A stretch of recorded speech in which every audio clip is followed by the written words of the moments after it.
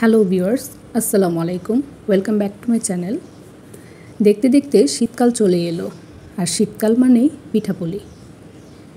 আজকে আপনাদের সাথে খুব অল্প সময়ে পাটিসাপটা পিঠার একটি সহজ রেসিপি তৈরি করে দেখাবো।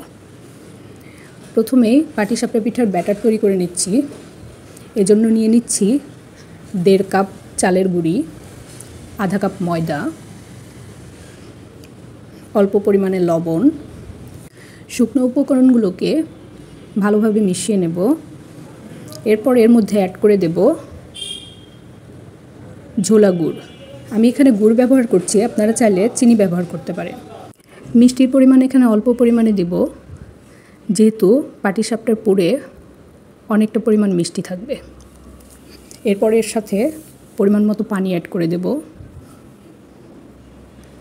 পানি অ্যাড করে ভালোভাবে নেড়েচেড়ে গুলিয়ে নেব। ব্যাটারটি একটি পাতলা ব্যাটার হবে, ঠিক এরকম। ব্যাটারটি কিছুক্ষণের জন্য রেখে দেব, আর একটি ফ্রাই প্যানে পাটিসাপটার পুর তৈরি করে নেব। পাটিসাপটার পুর তৈরি করার জন্য এখানে 1/2 লিটার দুধ নিয়েছি।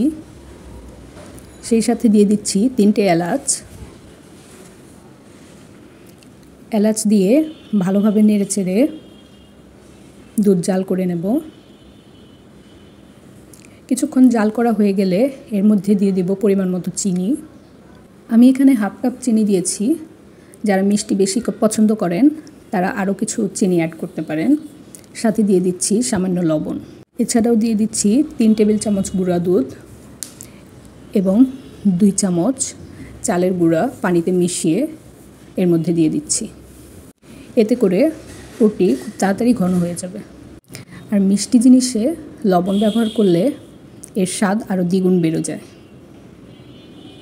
অনবরত এটিকে নাড়তে হবে যাতে নিচে লেগে না যায়।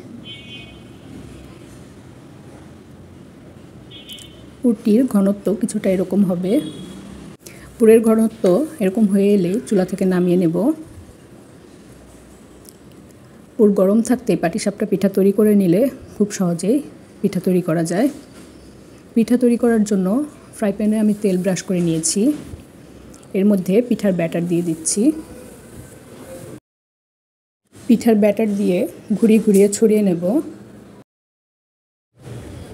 ছড়ানো হয়ে গেলে এর মধ্যে পিঠার পুর দিয়ে পাটিসাপটা পিঠার মতো সুন্দর করে ভাঁজ করে নেব।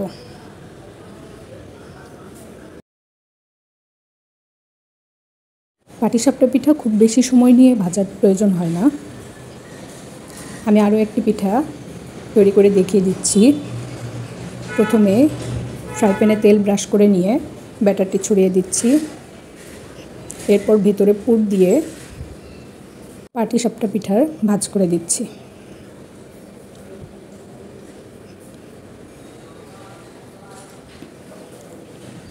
এভাবে আমি একে একে সবগুলো পিঠা বানিয়ে নিব।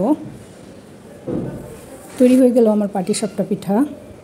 এভাবে পিঠা তৈরি করলে প্রতিবারই পারফেক্ট পিঠা হবে। আশা করি রেসিপিটি আপনাদের ভালো লেগেছে। ভালো লেগে থাকলে অবশ্যই আমার চ্যানেলটি লাইক, কমেন্ট এবং সাবস্ক্রাইব করে পাশে থাকবেন। ধন্যবাদ।